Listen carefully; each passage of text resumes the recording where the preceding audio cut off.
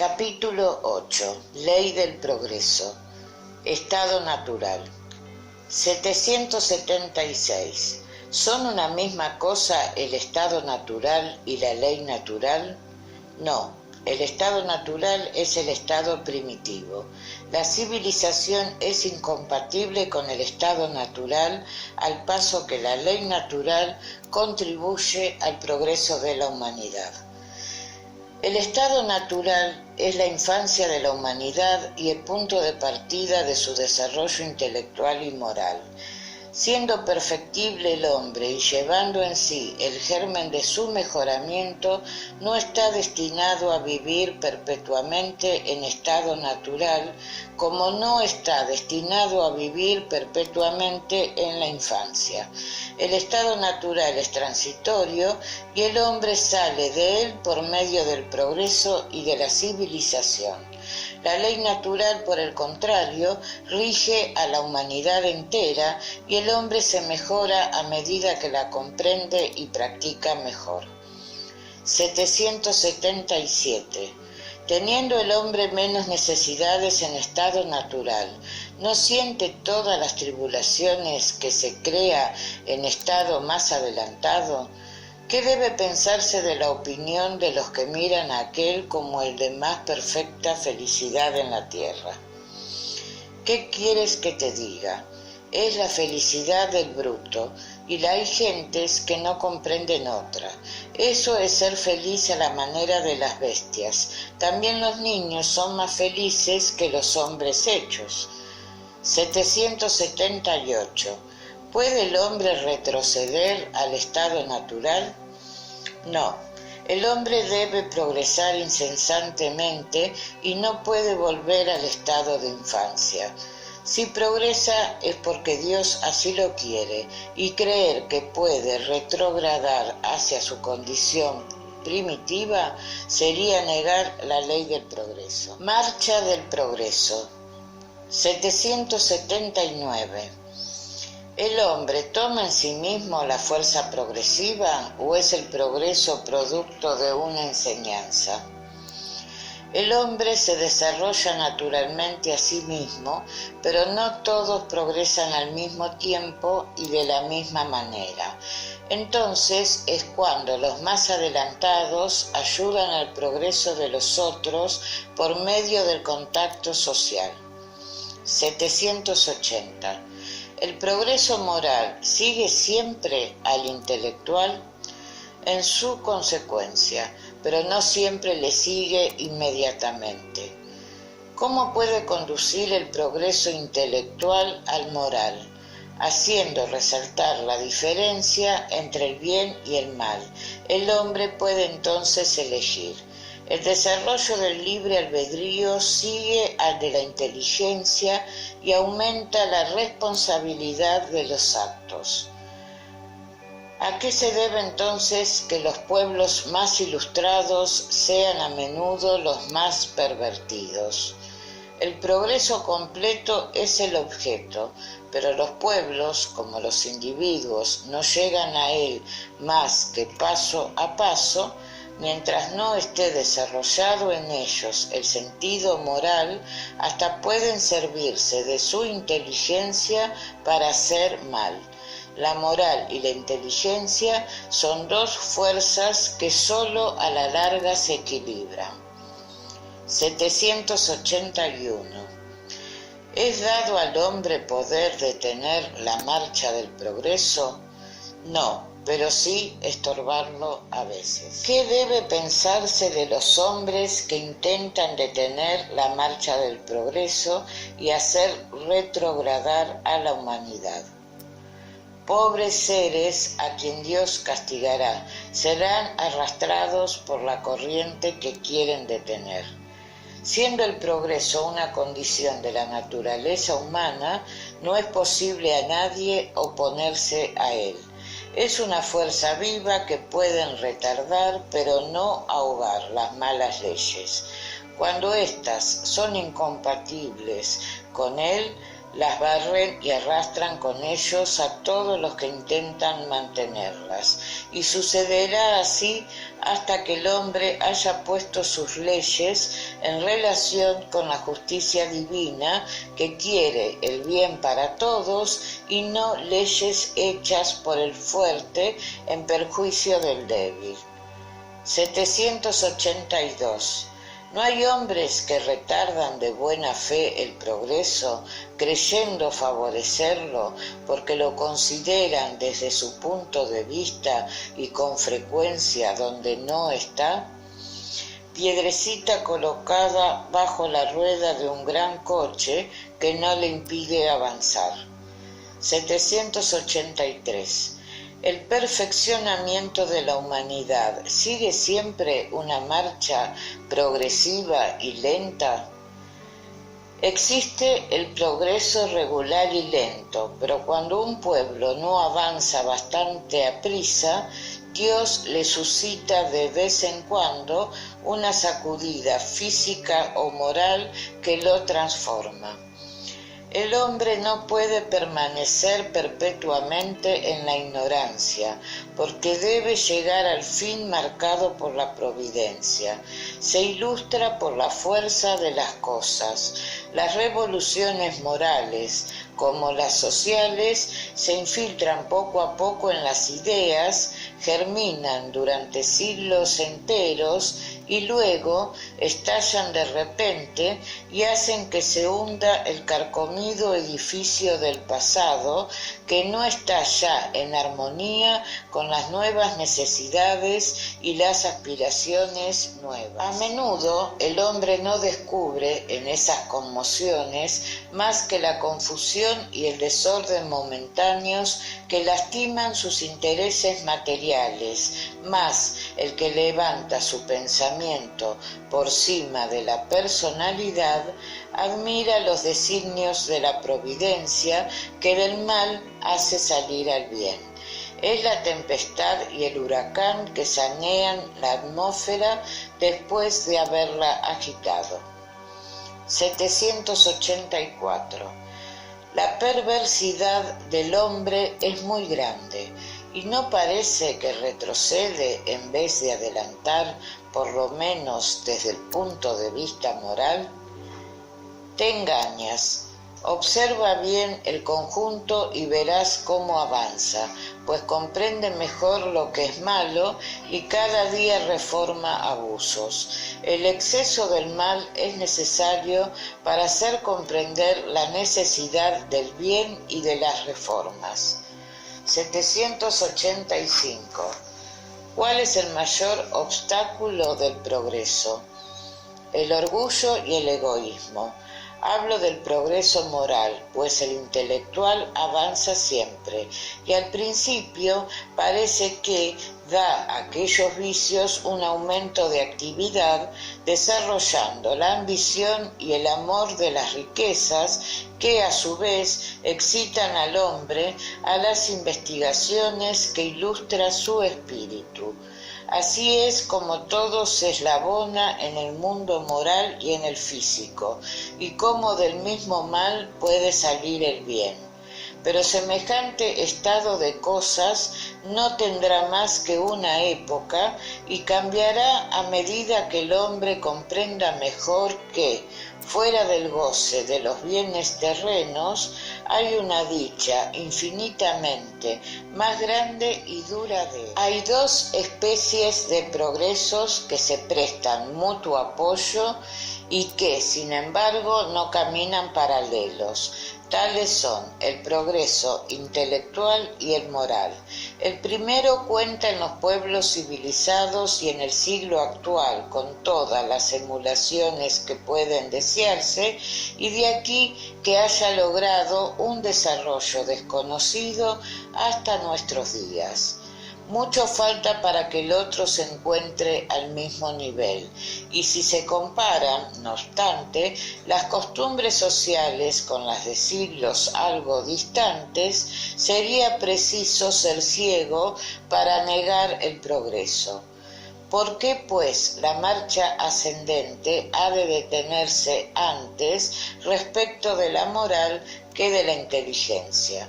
¿Por qué no ha de haber entre el siglo XIX y el XXIV tanta diferencia, como entre el XIV y el XIX? Dudar de ello equivaldría a pretender que la humanidad ha llegado al apogeo de la perfección, lo que sería absurdo, o que no es moralmente perfectible, lo que desmiente la experiencia. Pueblos degenerados. 786. La historia nos señala una multitud de pueblos que, después de los sacudimientos que los han trastornado, han vuelto a caer en la barbarie. ¿Dónde está el progreso? Cuando amenaza ruina tu casa, la derribas para levantarla más sólida y más cómoda, pero hasta que está terminada, todo es turbación y confusión en tu morada. Comprende también esto. Eras pobre y vivías en una casucha. Llegas a rico y la abandonas para habitar en un palacio. Después, un pobre diablo como eras tú, ocupa tu casucha de la que está muy contento porque antes no tenía albergue. Pues bien, sabe que los espíritus encarnados en ese pueblo degenerado no son los que lo formaban en los tiempos de su esplendor. Los anteriores, que estaban adelantados, han ido a ocupar habitaciones más perfectas y han progresado, al paso que otros, menos adelantados, han ocupado su puesto, que también abandonarán a su vez. 787. ¿No hay razas por naturaleza rebeldes al progreso? Sí, pero cada día se anonadan corporalmente.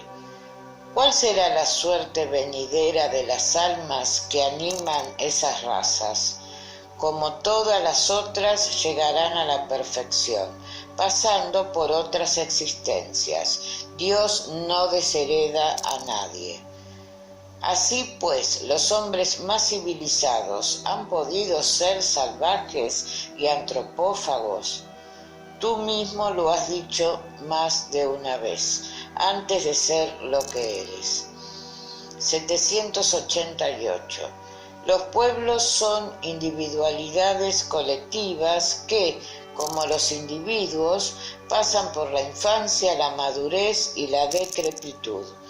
Esta verdad demostrada por la historia no puede dar lugar a creer que los pueblos más adelantados de este siglo tendrán su decadencia y fin como los de la antigüedad. Los pueblos que solo viven la vida del cuerpo, aquellos cuya grandeza está únicamente fundada en la fuerza y la extensión, nacen, crecen y mueren, porque la fuerza de un pueblo se agota como la de un hombre. Aquellos cuyas leyes egoístas pugnan con el progreso de las luces y la caridad, mueren, porque la luz disipa las tinieblas y la caridad mata al egoísmo. Pero existe para los pueblos como para los individuos la vida del alma, y aquellos cuyas leyes se armonizan con las leyes eternas del Creador vivirán y serán la lumbrera de los otros pueblos. 789. ¿El progreso unirá un día a todos los pueblos de la tierra en una sola nación? En una sola nación no, es imposible, porque de la diversidad de climas nacen costumbres y necesidades diferentes que constituyen las nacionalidades, y por esto les serán siempre precisas leyes apropiadas y sus costumbres y necesidades. Pero la caridad no reconoce latitudes y no establece distinciones entre los colores de los hombres. Cuando la ley de Dios sea en todas partes la base de la ley humana, los pueblos practicarán entre sí la caridad como los hombres entre ellos, y entonces vivirán felices y en paz, porque nadie procurará perjudicar a su vecino ni vivir a sus expensas. La humanidad progresa por medio de los individuos que se mejoran poco a poco y se ilustran, y cuando estos últimos son mayores en número, se hacen superiores y arrastran en pos de sí a los otros.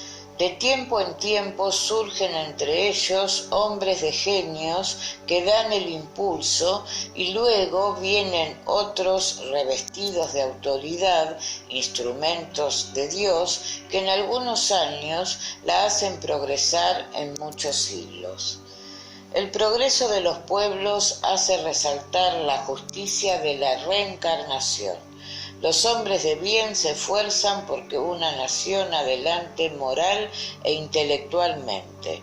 La nación transformada será más dichosa en este mundo y en el otro convenido, pero durante su marcha lenta a través de los siglos mueren cada día millares de individuos. ¿Cuál es la suerte de todos los que sucumben por el camino? Su inferioridad relativa les priva de la reservada a los últimos que han llegado, o bien es relativa su felicidad. La justicia divina no podría consagrar tamaña injusticia. Por medio de la pluralidad de existencias, el derecho a la felicidad es uno para todos, porque nadie es desheredado del progreso, pues pudiendo volver en tiempo de la civilización ya al mismo pueblo, ya a otro, los que vivieron en tiempos de barbarie, resulta que todos disfrutan de la marcha ascendente. Pero el sistema de la unidad de existencias ofrece en este punto otra dificultad. Según él, el alma es creada en el instante del nacimiento y por lo tanto, si un hombre está más adelantado que otro, es porque Dios le crea un alma más adelantada. ¿Por qué este favor? ¿Qué mérito tiene el que no ha vivido más que otro, menos acaso, para estar dotada de un alma superior? Pero no es esta la principal dificultad. En 1000 años, una nación pasa de la barbarie a la civilización. Si los hombres viviesen 1000 años, se concibe que durante ese intervalo hubiesen tenido tiempo de progresar, pero cada día mueren a todas las edades y se renuevan sin cesar, de tal modo que cada día aparecen y desaparecen hombres. Al cabo de los 1000 años no queda vestigio de los antiguos habitantes, y la nación de bárbara que era se ha trocado en civilizada. ¿Quiénes han progresado? Los individuos bárbaros en otro tiempo, pero estos murieron ya. Los nuevamente nacidos, pero si sus almas son creadas en el instante de su nacimiento, no existían en los tiempos de la barbarie.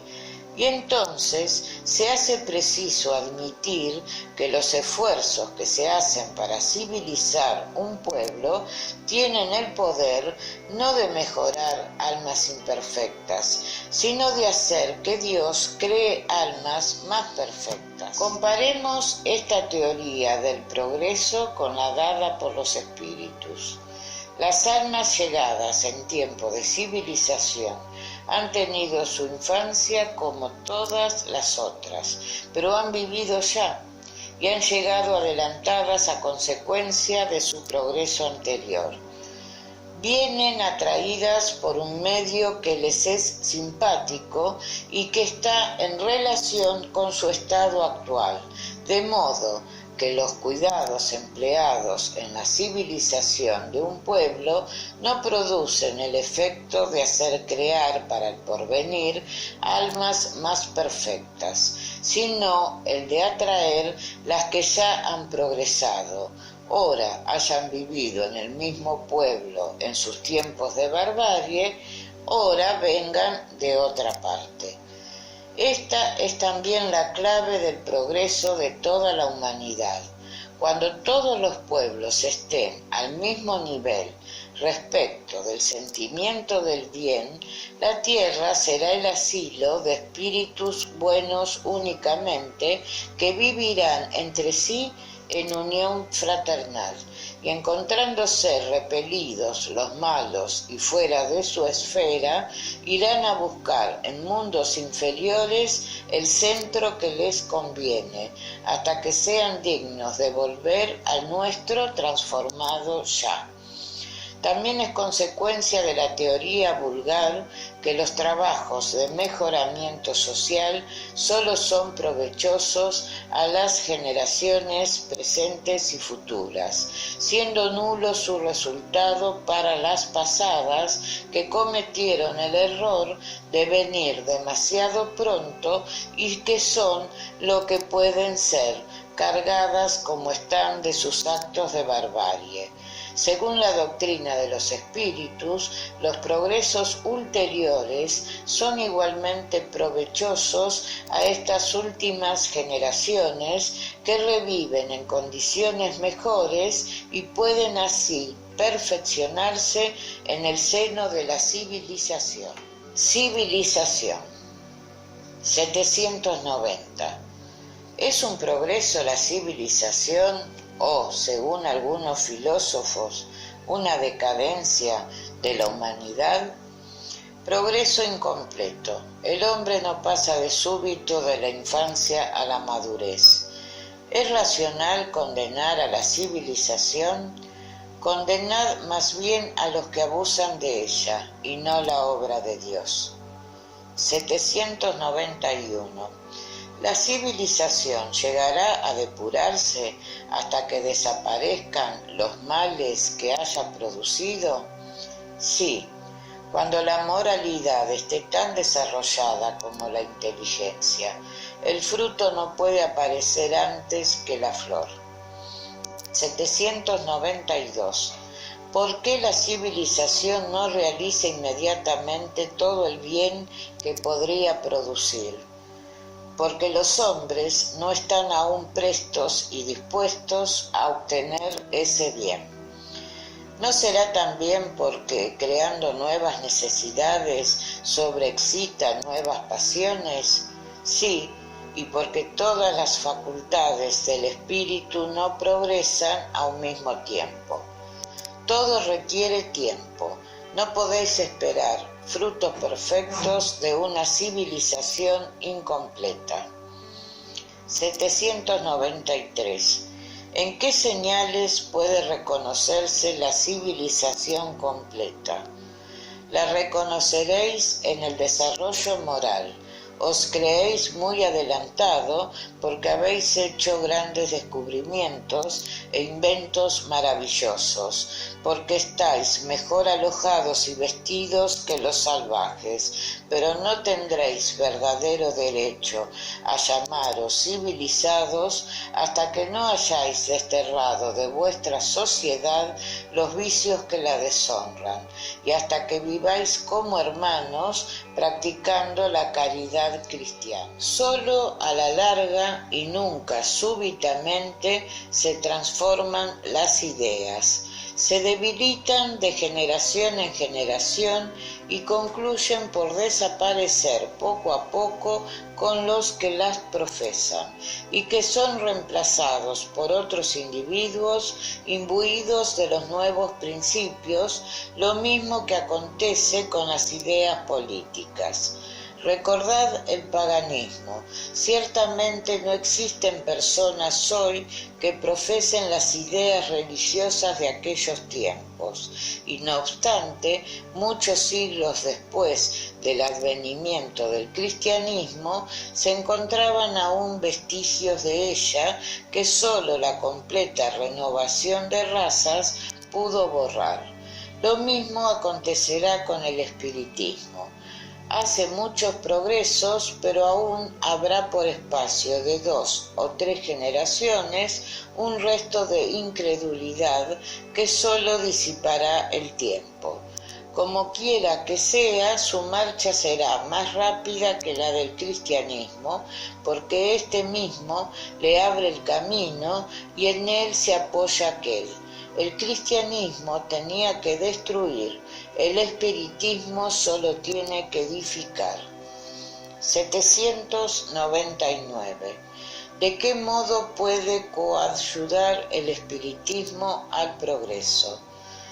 Destruyendo el materialismo, que es una de las plagas de la sociedad. Hacer ver a los hombres dónde está su verdadero interés. No estando el porvenir velado por la duda, el hombre comprenderá mejor que puede asegurarlo por medio del presente, destruyendo las preocupaciones de secta, de castas y de colores, enseñará a los hombres la gran solidaridad que ha de unirlos como hermanos. 800. ¿No es de temer que el espiritismo no pueda triunfar de la negligencia de los hombres y de su apego a las cosas materiales? Se conocería muy poco a los hombres pensando que una causa cualquiera puede transformarlos como por encanto. Las ideas se modifican poco a poco según los individuos y se necesitan generaciones para borrar completamente los vestigios de los hábitos antiguos. Solo a la larga puede, pues, operarse la transformación gradualmente y poco a poco. A cada generación desaparece una parte del velo, el espiritismo viene a rasgarlo del todo. Pero mientras llega este caso, aunque no produjese otro efecto respecto de un hombre que el de corregirle un solo defecto, sería un paso que le habría hecho dar y por lo mismo un gran bien, porque este primer paso le hará más fáciles los restantes. 801. ¿Por qué los espíritus no han enseñado en todos los tiempos lo que enseñan ahora? Vosotros no enseñáis a los niños lo que a los adultos, ni dais al recién nacido un alimento que no podría digerir. Cada cosa a su tiempo. Han enseñado muchas cosas que los hombres no han comprendido o desnaturalizado, pero que pueden comprender ahora. Por medio de su enseñanza, imperfecta aún, prepararon el terreno para recibir la semilla que actualmente fructificará. 802. Puesto que el espiritismo ha de señalar un progreso en la humanidad, ¿por qué los espíritus no apresuran ese progreso por medio de manifestaciones tan generales y patentes que produjesen convencimiento en los más incrédulos? Vosotros quisieras milagros, Dios los derrama a manos llenas ante vosotros y aún tenéis hombres que reniegan de él. El mismo Cristo convenció a sus contemporáneos con los prodigios que hizo. ¿No veis hombres que niegan los hechos más patentes que ocurren a su presencia? ¿No los tenéis que dicen que no creerían aunque viesen? No por medio de prodigios conducirá Dios a los hombres. En su bondad quiere dejarles el mérito de que se convenzan por la razón.